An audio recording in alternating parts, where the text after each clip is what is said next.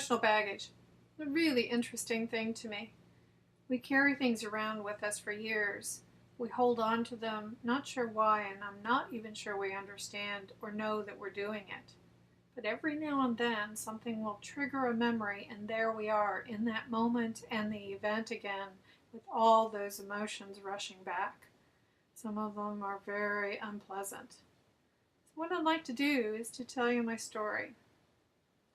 I was 14 years old, going to junior high, and was working very hard to find a place for myself and to fit in.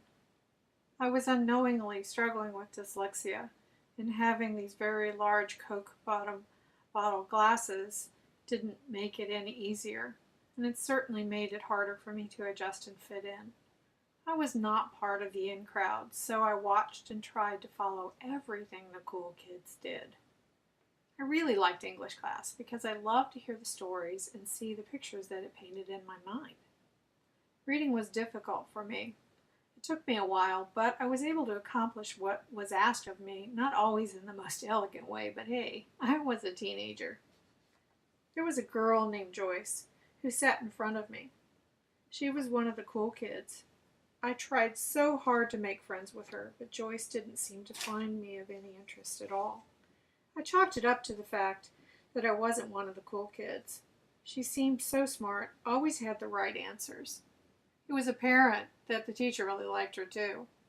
So not being put off, I doubled my efforts to be her friend.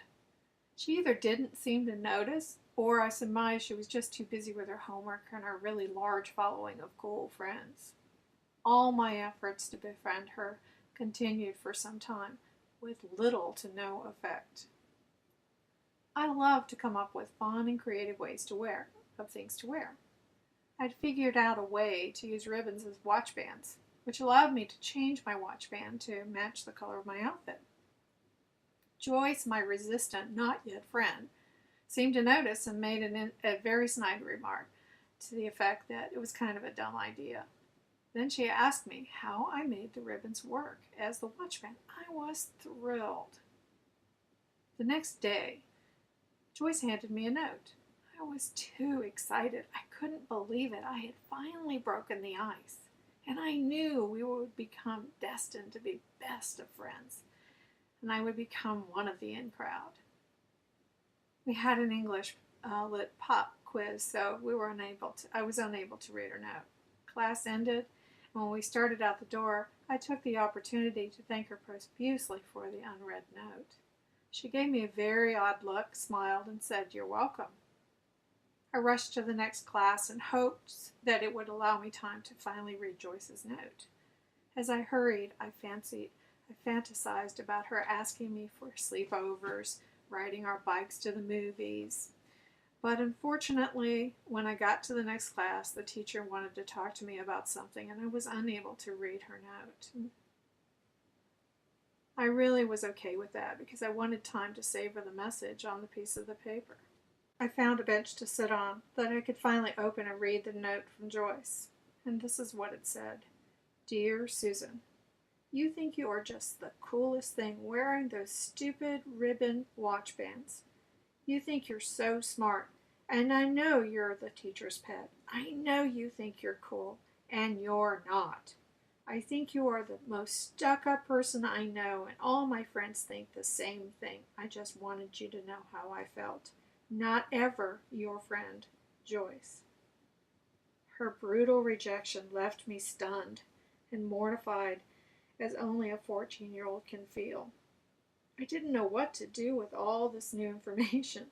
On the one hand, Joyce called me smart. It felt kind of cool. No one had ever referred to me as being smart. On the other hand, she said I was stuck up, and all the people thought that. I wasn't even a cool kid. How is that possible? The note profoundly affected me. I was so humiliated by the note and my efforts to become Joyce's friend that it made it a point to avoid Joyce as much as possible for the rest of my junior high and high school years. The funny thing is, most people would have destroyed the note like that, but I kept it for years. I was well into college before the note disappeared, or had finally gotten rid of it. I'm not sure which one happened first. Now I'd like to fast forward to the current time. I was in the area on business in my old hometown. I decided it would be fun to drive past the high school, and I went past our old home where we used to live, where I grew up as a kid. I laid flowers at my parents' grave, and I decided it would be fun to go to the local country restaurant for dinner. So the waitress seated me, and I placed the order, and we went about our business. She came back and she said, "Are you from around here?" And I said, "No, I used to be. Long time ago, I grew up here." "Oh." Then she left and came back with the order and then offered a piece of homemade apple pie, their house specialty. It was really, really good. So I asked for the check, and she came over and sat down across from me. She said, "You don't remember me, do you?" I said, "No, I'm sorry, I don't. It's been a very long time." She said, "I'm Joyce." My face must have said it all. It was as if I were 14 all over again. She laughed and she said, "Honey, I don't know whatever you're taking, but I want those vitamins. You look awesome." Joyce continued to talk, to tell me about how she remembered how hard I had worked in school, and that it seemed that somehow I was able to make it all work. She also told me about what she'd been doing. She had married and stayed in her hometown and had remained a waitress at the restaurant, and she and her husband now owned that restaurant. So she asked what I'd been doing, so I explained that I'd climbed the corporate ladder and done all the things that I dreamed about, and that I had really achieved quite a lot of success. We both laughed and talked about our high school years and junior high years, about all the things that we thought were the most important things in the world, and that, in reality, we were just kids. As I was about ready to leave and pay the bill, she said, "Wait." So she called over a bunch of people and said, "This is Susan." It was like old home week. It was so much fun. I remembered some of these people after we talked for a bit. All the negative memories in that moment disappeared. Why is it we hang on to these things? What is it about these memories that have a hold on us that we can't seem to let go of? At that moment, that one was gone, and it felt wonderful. So I'd like to ask you to do the same thing.